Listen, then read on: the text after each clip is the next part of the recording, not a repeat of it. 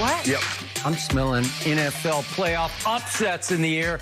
I'm smelling you're going to have an upset stomach on Monday on Undisputed. Here we go. You know, you do this every time. Every time. Yeah. Keep that same energy come Monday. Oh, I do smell something. A lot of games this weekend to talk about. We have Lil Wayne. He'll be stopping by later to talk about his Packers, of course.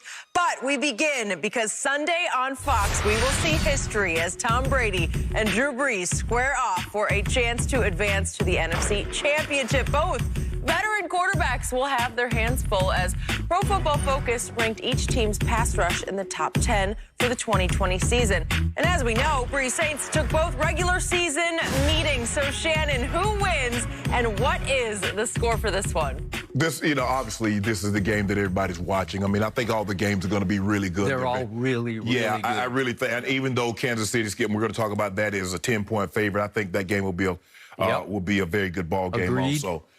But I think when Tom went to Tampa and everybody saw that he was going to be playing in the same division as Drew Brees, I think everybody thought they were going to decide not only who won the division, but who advanced to the NFC title game. And we thought this was going to happen. And I don't think, Fox was very disappointed. And plus, they did get Green Bay following it up on Sunday. Skip, the problem that I see for the Tampa Bay Buccaneers is that everything that they do well, the Saints are built to kind of take it away. Agreed. The Saints do a great job of being able to pressure Tom Brady without having to sacrifice their back end. When you get Hendrickson, and he's going to be the key. He did practice something, so it's going to be how much he can play. And, you pair Hendrickson with Cam Jordan and Rankins and those guys. DeMario Davis is a very good middle linebacker. And then Malcolm Jenkins did a very good job the first time around, the first couple of times around, dealing with Gronk. But the matchup is Marshawn Lattimore and Mike Evans. And he's done a great job throughout his career of being able to neutralize Mike Evans. Now, they have Jack Rabbit. The question is, what are they going to do with Jack Rabbit? Are they going to put him on Antonio Brown, or are they going to put him on Chris Godwin? Yep. So when I look at it, Tom Brady, look, Tom is not the most mobile quarterback. He'll slide, shuffle here, slide there. But, Skip, he's really not trying to get outside of the pocket. He wants to stay in that phone booth and do all of his business from that location. But when I look at the Saints' defense, they're 4th in rush D, 5th in pass D, 3rd in takeaways, 5th in QB hits. Yep. Those are outstanding numbers. And Tom Brady has done a great job over the last couple of weeks. I question the level of defenses that he's done it against, but nevertheless, he's done that. So with that being said, I'm going to take the Saints. I'm going to say the Saints win a very close ball game. I'm going to say they win 27-23. Because also, even though the Tampa Bay Buccaneers have an outstanding pass rush, Skip, the Saints offense is really not built to throw the football down the field. Drew Brees does a great job of getting the ball out of his hands. And he's gotten better. He's still not back to the Drew Brees before that hit, but he's gotten better at getting the ball out of his hands a lot quicker, getting it to his playmaker. I think can't guard Mike being back. Alvin Kamara has been sensational. He's been phenomenal. Emmanuel Sanders, and so I like what the Saints possess. I like what they can do offensively, and I like how they can neutralize some of the pass rush from the Tampa Bay defense. So I'm gonna go with the Saints. I'm gonna say they win a very, very close ball game, 27-23.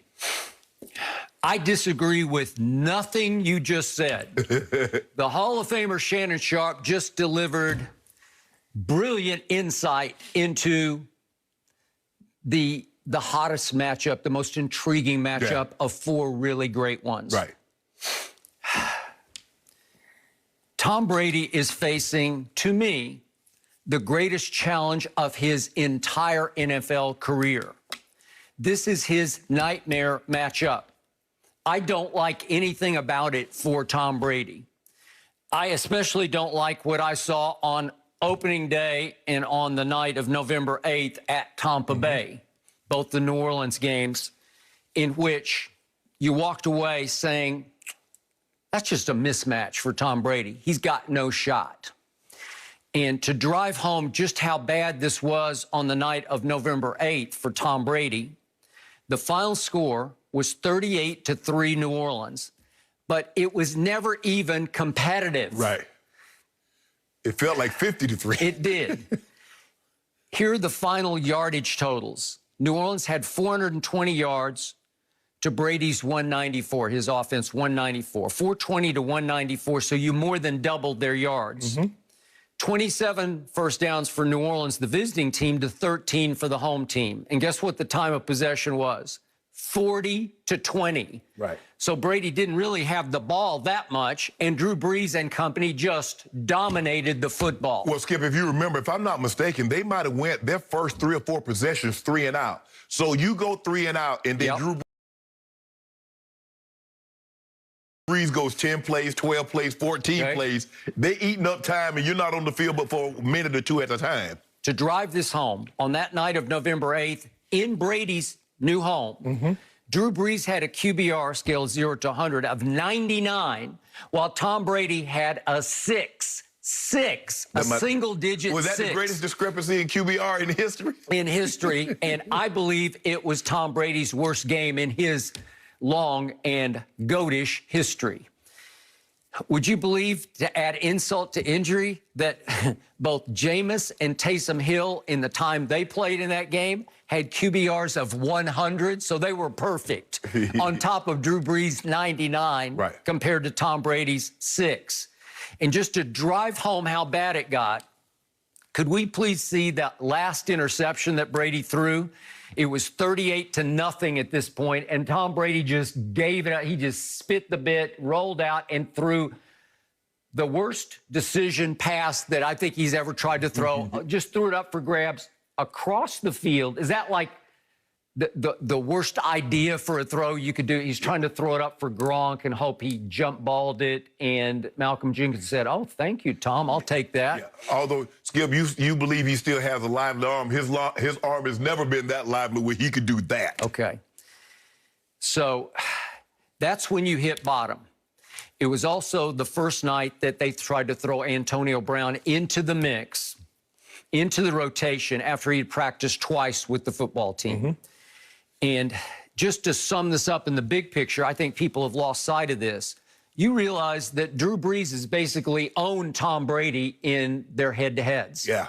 It's Drew Brees 5 to Tom 2. 5 to 2 is the score when they've played each other 7 times. Yeah, I think Tannehill has a winning record against him also. But it's not very many quarterbacks, Skip, can say I own a winning record against that guy. But you not only do you own the winning record, you want touchdowns, interceptions in those 7 games head-to-head?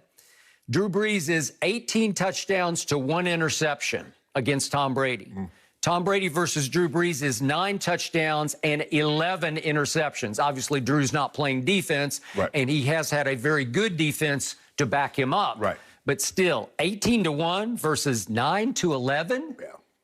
I think people have lost sight of just how lopsided this quote-unquote competition between the 2 old guys has been over time. Okay, so where does that leave me?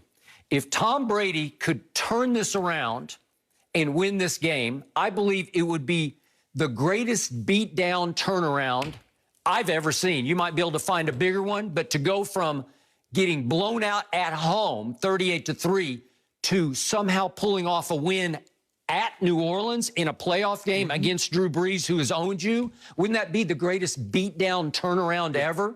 Right? Yeah, but Skip, you know what? Football is different than any other sport because they're like, and I think this is why they say this in basketball, Skip. A team can be 3-0 against you in basketball or whatever. But in football, Skip, one bad bounce, one off-target throw, and one this, and it's over. It's only one game. And we know what Tom is capable of doing because in 21 years, we've seen more ups than downs. We've seen more good than bad. It's not like, I'm like, if Tom were to beat them, I'm picking the Saints, no question. I feel very comfortable in my pick. But it's not like, man, if the Bucs win this game, it's not like, Skip, I'm gonna be like, man, I can't believe this. Man, I cannot believe that this team beat the Saints. It's not gonna be one of those because when you look at them offensively, they have the firepower. Defensively, they have the firepower to get after Drew Brees. The question is, can they get to Drew Brees, Skip? I'm afraid that Drew take a hit, Skip. I mean, I still don't believe those ribs are 100% healthy. Okay. And you definitely don't want to take no.